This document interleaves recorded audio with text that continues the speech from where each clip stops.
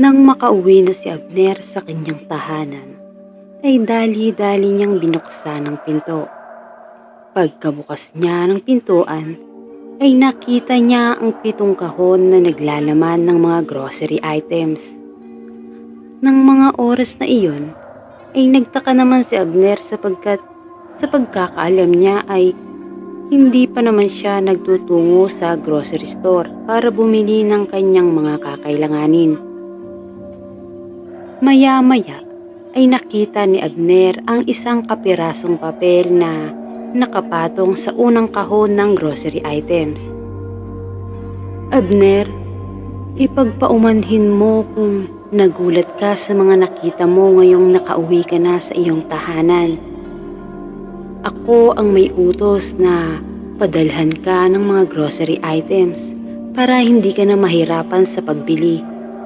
At saka mamayang 3:00 ng hapon ay may mga lalaking susundo sa iyo para dalhin ka sa aking tahanan. Pero huwag kang mag-alala dahil hindi ka naman nila sasaktan. Basta sumama ka lang ng mahinahon. Abner, aasahan ko ang iyong mahinahong pagtugon at hihintayin kita sa bahay mamaya. At nang matapos basahin ni Abner ang sulat, ay bigla itong nagulat sapagkat kaapelyido niya ang nagpadala ng sulat. Teka, bakit kaapelyido ko si Ma'am Vicky? Nagtatakang tanong ni Abner sa kanyang sarili. Maya-maya ay naalala ni Abner ang nakababatang kapatid na babae ng kanyang ama at ang pangalan nito ay Vicky. Dahil sa pangyayaring iyon, ay naalala rin ni Abner na ang kanyang tiyahin ay isang makapangyarihang babaylan at kaya nitong magpalit-palit ng anyo. Pagsapit ng 3:00 ng hapon, ay may pumaradang isang magarang kotse sa harap ng bahay ni Abner. Lumabas si Abner sa kanyang tahanan at mahinahong sumakay sa kotse. Habang nasa kotse, ay iniisip pa rin niya ang kanyang mga natuklasan. Nang makarating na sila, ay namangha si Abner sa laki ng bahay ng kanyang tiyahin. Sir Abner, pumasok na po kayo sa loob. Hinihintay ka na po ni Ma'am Vicky. Wika ng isang tagapaglingkod kay Abner. Pagkabukas pa lang ng pintuan ng dining room, ay nakita ni Abner ang isang napakagandang babae na nakaupo sa upuan. Ang itsura ng babaeng ito ay perpektong-perpekto at walang bahid ng kapintasan. Siya si Vicky, 39 na taong gulang. Si Vicky ang bunsong kapatid ng ama ni Abner at kabilang ito sa lahi ng mga babaylan. Samantalang ang ama naman ni Abner ay isang antingero, kung kaya't ang angkan na pinagmula ni Abner ay nahahati sa 2 lahi. At iyon ang lahi ng mga antingero at antingera at lahi din ng mga babaylan. Maya-maya ay tumayo si Vicky sa kanyang kinaupuan at lumapit ito kay Abner.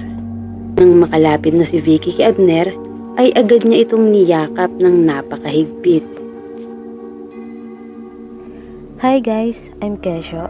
Pa-istorbo po muna saglit. Maaari niyo po bang i-hit ang subscribe button para po updated po kayo sa mga bago naming video. Yun lang po. Maraming salamat. Namiss kita, Abner. Ang tagal nating hindi nagkita. Patawarin mo ako, Abner, kung hindi ko nagawang itulungan ang mga magulang mo. Nasa isang malaking labanan kasi ang buong angkan natin. Noong mga panahong napas lang ng mga aswang ang magulang at ang panganay na kapatid mo. Naluluhang wika ni Vicky kay Abner. Wala ka pong kasalanan sa mga nangyari, tiya. Kaya hindi ka po dapat humingi ng tawad. Tugon naman ni Abner kay Vicky. At dahil sa sinabi ni Abner, ay lalong naluha si Vicky. At saka, huwag ka na pong umiyak, tiya Vicky, kasi nawawala po ang kagandahan mo. Dugtong pa ni Abner sa kanyang sinabi. Alam mo, Abner, manang-mana ka talaga sa ama mo. Pareho kayong bulero, palabiro.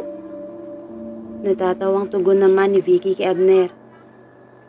Habang kumakain sina Abner at Vicky, bigla namang dumating si Wendy.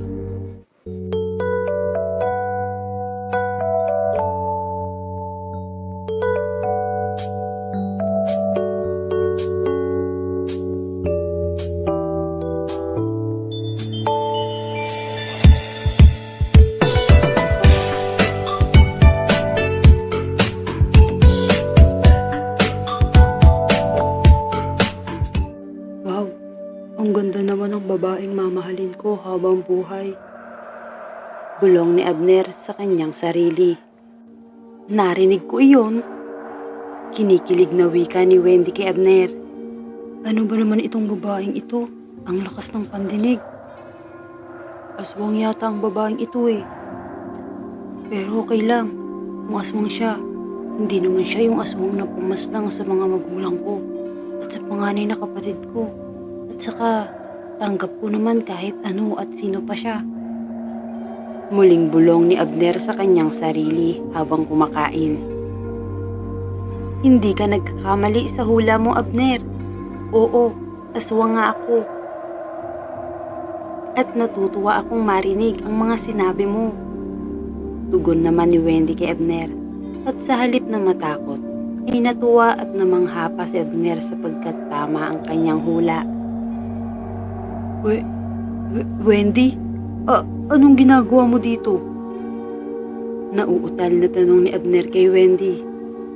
Pinapunta ako ni Ma'am Vicky dito dahil alam niya na inutusan ako ng aking ama at ina na hanapin kita. Tugon naman ni Wendy kay Abner na ikinagulat naman ang binata. Ha? Bakit mo ako hinahanap? Nagtatakang tanong ni Abner kay Wendy. May pangako kasi sina ama at ina sa iyong mga magulang na kapag nawala ang iyong mga mahal sa buhay ay hindi ka pababayaan ni na ama at ina. Paliwanag naman ni Wendy kay Abner. At dahil sa sinabi ni Wendy kay Abner ay naalala ng binata ang sinabi sa kanya ng kanyang ina noong mga panahong kasama pa niya ito. Abner, mag-ingat ka palagi ha. Huwag mong papabayaan ang sarili mo ha. At pagpasensyahan mo na kung palagi kaming wala dito sa bahay. Alam mo naman na palagi kaming nasa misyon ng kuya at ang papa mo. At saka kung sakali man na mawala kami, ay huwag kang mag-alala dahil hindi ka pababayaan ng mga kaibigan ko. Wika ng ina ni Abner. Sa noon ay 10 taong gulang pa lamang siya. At nang mga sandaling iyon, ay nalungkot si Abner matapos niyang maalala ang mga sinabi sa kanya ng kanyang ina. At doon ay napagtanto ni Abner na mahal siya ng kanyang ina sapagkat inihabilin pala siya nito sa mga magulang ni Wendy. Naalala rin ni Abner na laging nariyan sina Kyla at Tata Ray para umalalay sa kanya. Ang swerte ko palang binata dahil maraming nagmamahal sa akin. Wika ni Abner matapos niyang maalala ang lahat. Oo, Abner. Maswerte ka talaga dahil maraming nagmamahal sa iyo. At lalo ka pang sinuwerte dahil may isang namumukod tanging babae na handang magmahal sa iyo. At ako iyon, Abner.